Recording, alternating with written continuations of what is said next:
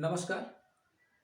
कल हम सब प्रॉफिट एंड लॉस से संबंधित 8 फार्मूले पढ़े थे और इन्हीं पर आधारित प्रश्न भी हल किए थे।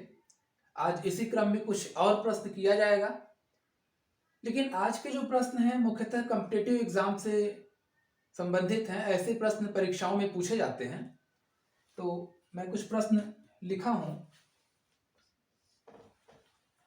पहला प्रश्न यह है कि if cost price of 30 articles is equal to selling price of 20 articles, find profit और लॉस परसेंट। कहने का मतलब है कि कॉस्ट प्राइस ऑफ 30 आर्टिकल्स, 30 सामान का, 30 वस्तुओं का जो क्रय मूल्य है वो 20 वस्तुओं के विक्रय मूल्य के बराबर है। जैसे मैंने 30 कलम खरीदे, तो जितने दाम में 30 कलम खरीदे उसी दाम में मैंने 20 कलम बेचे, ये कंडीशन है। तो फायदा या नुकसान है तो कितना प्रतिशत है, यही हम लोग करेंगे। कॉस्ट प्राइस ऑफ 30 आर्टिकल्स ये बराबर है किसके? सेलिंग प्राइस ऑफ 20 आर्टिकल्स के। यही हमारा प्रश्न है कि जो कॉस्ट प्राइस है 30 आर्टिकल का वो बराबर है सेलिंग प्राइस ऑफ 20 आर्टिकल्स के। तो इस स्थिति में प्रॉफिट या लॉस परसेंट क्या होगा?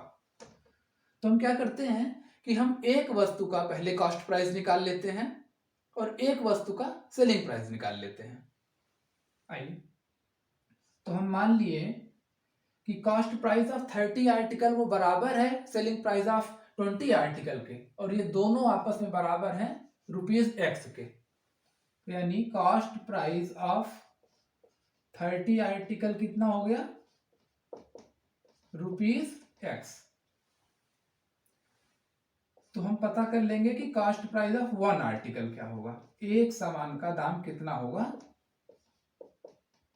x/30, x/30 हो जाएगा एक सामान का क्रय मूल्य। अब चूंकि 30 सामान का जो क्रय मूल्य था वो बराबर था किसके? 20 सामान के विक्रय मूल्य के बराबर। SP ऑफ 20 आर्टिकल्स भी उतना ही था, ₹X। तो हम एक सामान का SP पता कर लेंगे। तो SP of 1 article, SP of 1 article कितना हो जाएगा तब? 20 आर्टिकल का जब X रुपया है तो एक आर्टिकल का हो जाएगा x/20। तो हम एक सामान का CP निकाल लिए और एक सामान का SP निकाल लिए। अब देखिए, एक सामान का जो CP है वो x/30 है और एक सामान का SP जो है वो x/20 है। तो एक चीज यहां पे निश्चित है, x/30 में से और x/20 में से बड़ा क्या है? ये दोनों भिन्न में है, तो जिसका हर छोटा होता है ओवरऑल वही भिन्न बड़ा होता है, क्योंकि ऊपर दोनों में x है। जैसे अगर x/4 लिखा है और x/5 लिखा है तो ऊपर दोनों में x है, तो जो नीचे वाला हर छोटा रहेगा वही भिन्न बड़ा होता है। तो यहां पे x/20 बड़ा है, यानी SP बड़ा है। SP ज्यादा है तो यहां पे प्रॉफिट होगा। तो क्या होगा? प्रॉफिट होगा। और प्रॉफिट होगा तो होगा SP माइनस CP। तो SP हम लिख लिए x/20 और माइनस CP लिख लिए x/30। तो यहाँ पे 20 और 30 का हम LCM लेंगे, लघुत्तम लेंगे। तो 20 और 30 का हो जाएगा 60। तो 20 का पहाड़ा 3 बार पढ़ेंगे तो 60 आएगा। तो उस 3 का गुणा हम x से करते हैं, 3x, और ये माइनस 30 का पहाड़ा 2 बार पढ़ते हैं तो 60 आता है। तो 2 से गुणा करेंगे x का, तो 2x। तो 3x माइनस 2x आएगा x, और नीचे है 60। तो जो प्रॉफिट है वो x/60 रुपए का प्रॉफिट है। x/60 रुपए का प्रॉफिट आ रहा है। तो अब हम प्रॉफिट परसेंट निकालते हैं। प्रॉफिट परसेंट का फॉर्मूला हम लोग पहले जानते हैं कि प्रॉफिट अपॉन CP इंटू 100, ये फॉर्मूला होता है। तो इसी के आधार पे हम लोग करेंगे। प्रॉफिट लिख लेंगे पहले x/60, फिर बटे सीपी हमारा क्या है, सीपी अपन आर्टिकल है x बटे 30 और गुणे 100 इसी को हम अरेंज करके लिख लेंगे। हम जानते हैं कि सबसे ऊपर वाला और सबसे नीचे वाला एक साथ लिखा जाता है, तो x गुणे 30 एक साथ हो गया, x और 30 एक साथ लिखे जाते हैं और बीच वाले दोनों एक साथ लिखे जाते हैं, x गुणे 60 इंटू 100। तो यहाँ पे x और x कैंसिल हो जाएगा, 30 और 60, तो 30 का दुगना होता है 60, यहाँ हो जाएगा 2, तो बचा क्या 100 और यहाँ है 2, तो 2 से भाग देंगे 100 को तो आ जाएगा 50, तो 50 बचा। तो जो प्रॉफिट परसेंट हो रहा है वो 50% यानी 50% का प्रॉफिट है। फिर से समझ लें कि क्रय मूल्य 30 वस्तुओं का जो है वो बराबर है विक्रय मूल्य 20 वस्तुओं के। तो हम मान लिए कि जब दोनों बराबर हैं तो दोनों x रुपए के बराबर हैं। तो हम क्या किए कि एक सामान का क्रय मूल्य निकाल लिए, फिर एक सामान का विक्रय मूल्य निकाल लिए। तो चूंकि कॉस्ट प्राइस जो है 30 सामान का x रुपया था, तो एक सामान का क्या होगा x बटे 30 होगा। इसी तरह सेलिंग प्राइस विक्रय मूल्य 20 सामान का x रुपया था, तो एक सामान का विक्रय मूल्य क्या होगा x बटे 20 होगा। तो x बटे 20 यानी एसपी बड़ा है सीपी छोटा है, तो ऐसे में प्रॉफिट होगा। तो प्रॉफिट कितना होगा x बटे 20 माइनस x बटे 30, एसपी माइनस सीपी। तो सॉल्व करने पे आए x बटे 60, तो x बटे 60 जो है प्रॉफिट होगा। अब प्रॉफिट परसेंट निकालना है, तो profit upon CP into 100 formula है। तो प्रॉफिट की जगह पे लिखे x बटे 60, सीपी की जगह पे लिखे x बटे 30 और इंटू 100, तो इसको हल किए तो 50% का प्रॉफिट आया। अब हम इसके बाद दूसरा प्रश्न करेंगे।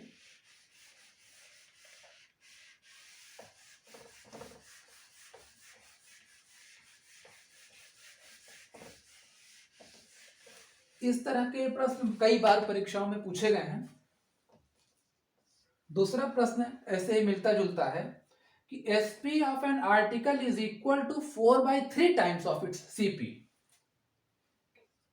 एक सामान का जो एसपी है विक्रय मूल्य है वो बराबर है किसके, सीपी के 4/3 के, 4/3 टाइम्स ऑफ इट्स सीपी। तो सीपी अगर मान लिए कि x रुपया है, सीपी कितना है x रुपया है, तो एसपी क्या होगा 4/3 x होगा। ये क्वेश्चन कह रहा है। क्वेश्चन कह रहा है कि सीपी अगर x रुपया है तो एसपी कितना होगा 4/3 टाइम्स, 4/3 हिस्सा होगा सीपी का, तो ये हो गया एसपी। अब आगे कह रहा है कि ऐसी स्थिति में प्रॉफिट होगा कि लॉस होगा, या होगा तो कितना परसेंट होगा। तो देख रहे हैं हम कि सीपी है x और एसपी है 4/3x। तो हम अपना दिमाग लगाएंगे तो हमें दिखेगा कि एसपी जो है बड़ा है यहाँ पे, x और 4/3x में 4/3x बड़ा होता है। क्यों? क्योंकि 4/3 अगर हम सिर्फ मान देखें इसका 4/3, तो ये 1 से ज्यादा आएगा और ये यहाँ पे सिर्फ x है, तो ऐसे में प्रॉफिट होगा, प्रॉफिट बराबर एसपी माइनस सीपी। तो प्रॉफिट कितना होगा हम देख लें, 4/3x माइनस x, यहाँ x के नीचे 1 लिखते हैं, एलसीएम लिए तो 3 आएगा, तो 3 एक 3 होता है, तो ये हो गया 4x और 1 जाएगा 3 बार, तो यहाँ हो जाएगा 3x, तो 4x माइनस 3x होता है x/3। तो जो प्रॉफिट आया x/3 रुपए का आया। अब हमें निकालना है कि प्रॉफिट परसेंट, तो प्रॉफिट परसेंट क्या होता है, वो प्रॉफिट अपॉन सीपी इंटू 100, ये फॉर्मूला होता है। तो प्रॉफिट हमारा आ गया है x/3 और सीपी कितना है x है, x है तो मतलब x/1 और इंटू 100। तो ऊपर वाले x का और नीचे वाले 1 का गुणा एक साथ होता है, x इंटू 1 अपॉन और 3 और x का गुणा एक साथ होता है, तो 3 इंटू x और ये इंटू 100। तो यहाँ पे x और x कैंसिल हो जाएगा, तो बचा क्या 100/3। तो 100/3 यानी 100/3 को हम क्या करेंगे, इसको जब हल करेंगे तो प्रॉफिट परसेंट आ जाएगा 33 1/3। 100/3 को आप हल करेंगे तो आएगा 33 सही 1/3। तो इसको फिर से समझ लीजिए कि क्रय मूल्य जितना भी था उसका 4/3 टाइम्स है एसपी। तो क्रय मूल्य हमने मान लिया x रुपया है, तो एसपी हो गया 4/3x। तो एसपी बड़ा है तो ऐसे में प्रॉफिट होगा, और प्रॉफिट कितना होगा एसपी माइनस सीपी। तो इसमें से हम x को घटा दिए, फाइनली आया x/3। तो x/3 रुपए का प्रॉफिट हुआ। अब प्रॉफिट परसेंट निकालना है, तो profit upon CP into 100 formula है। तो प्रॉफिट लिख लिया x/3 अपॉन सीपी यहाँ पे है x इंटू 100। तो इसको हल किए तो प्रॉफिट परसेंट हमारा आ गया 33 सही 1/3। अब हम एक और प्रश्न करेंगे।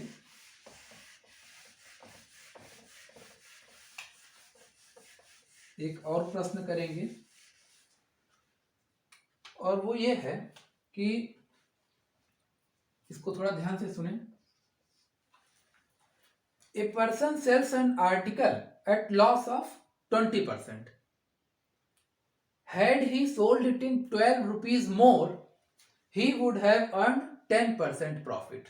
एक व्यक्ति है, वह एक वस्तु बेचता है तो 20% का नुकसान हो गया।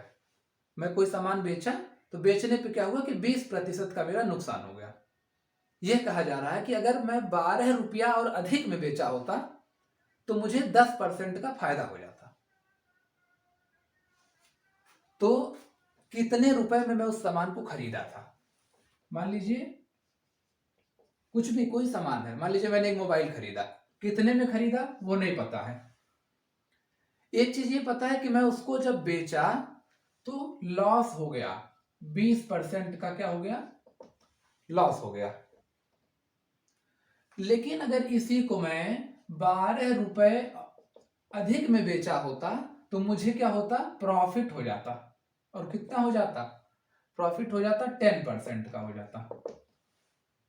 ये तीन चीजें हैं। तो हमें पता करना है कि मैं कितने में खरीदा था। तो इसको ऐसे समझिए कि सीपी मान लीजिए x रुपया है, सीपी मान लीजिए कितना है, x रुपया है।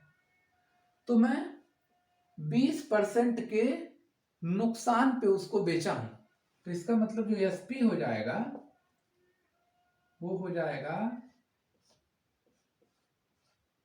इतना, 80/100 गुणे x। ये कैसे आया ऐसे समझ लीजिए, x रुपए में खरीदा था और 20% के नुकसान में बेचा हूं। 20% ऑफ x में खरीदा और 20% ऑफ x नुकसान हो गया हमारा। तो x माइनस 20% मतलब 20/100 x के नीचे 1 लिखें, लघुत्तम लिए 100, तो ये हो जाएगा 100x और ये हो जाएगा माइनस 20x। तो फाइनली आता है 80x/100। तो लॉस हुआ 20% के नुकसान पे बेचा। इसका मतलब कि खरीदा था अगर x रुपए में तो बेचा हूं 80/100x में। इसको समझ लीजिए, थोड़ा मेंटल कैलकुलेशन करना है, तो इसको ऐसा नहीं समझिए कि बहुत कठिन है। तो 80/100 रुपए में बेचा, और अगर इसी को मैं 12 रुपए और में बेचता, 12 रुपया और लेता जब बेचता, तो मुझे फायदा हो जाता कितना, 10% का। ठीक है, 10% का फायदा हो जाता। तो मैं वो दूसरा कंडीशन कि अगर मैं 12 रुपए अधिक दे के बेचता तब वो कितने में बेचता वो मैं निकाल रहा हूं। तब वो जब बेचता तो हो जाता 110/100 x, क्योंकि यहाँ पे बता रहा है कि 10% का फायदा हो जाता अगर मैं 12 रुपया अधिक में बेचता। तो 10% का फायदा होने का मतलब कि 110 हो जाता, 110/100 गुणे x। तो क्या करेंगे हम, ये पहला कंडीशन है, ये वो स्थिति है एसपी इतने रुपए में जब मैं बेचा तो मेरा नुकसान हो गया कितने का, 20% का। और यह दूसरा वाला वो स्थिति है कि अगर मैं 12 रुपया अधिक में बेचता तो मुझे 10% का फायदा हो जाता। ये दो स्थितियां हमारे सामने हैं। तो पहले वाला जो ये एसपी है, पहला मैं इतने में मैं बेचा था। अगर इसी को मैं 12 रुपए और अधिक में बेचा होता तब क्या होता? तब ये हो जाता 80/100 एक्स में बेचा, इसे बेचने पे 20% का नुकसान हुआ था, ये बेचा मैं, और 12 रुपए अगर और अधिक में बेचा होता तो सेलिंग प्राइस क्या हो जाता? ये सेलिंग प्राइस हो जाता मेरा। तो ये दोनों इक्वेशन बराबर हैं। तो हम क्या करेंगे, इसको जब हल कर किया जाएगा तो ये इस तरह से हो जाएगा, ये इस तरह से हो जाएगा जब आप हल करेंगे। नीचे 100 दोनों में है, तो 110x माइनस 80x बराबर 12। एक और स्टेप हल करेंगे, 110x माइनस 80x हो जाता है 30x, 30x/100 बराबर 12। इसको और हल करेंगे जब, तो x बराबर, ये 12 का गुणा होता है 100 से, यहाँ पे तो 12 गुणे 100, और x और 30 एक साथ मल्टीप्लाई थे, तो अगर x हम यहाँ सिर्फ लिखे हैं तो ये 30 जब जाएगा उस बगल तो ये डिवाइड हो जाएगा, नीचे भाग हो जाएगा। तो एक जीरो यहाँ से कट गया 100 का, और यहाँ 12 है, यहाँ 3 है, तो 3 चौके 12 होता है। अब 4 का गुणा है 10 से, तो 4 गुणे 10 हो जाएगा 40, तो x आ गया 40। तो जो सीपी था वो x रुपया हम मान के चले थे, और x का अब हमें दाम पता चल गया, तो यानी सीपी जो है वो कितना है? 40। सीपी 40 रुपए। थोड़ा कठिन जरूर है, लेकिन ध्यान दीजिएगा। और एक अंतिम सवाल अब हम लोग करते हैं आज का।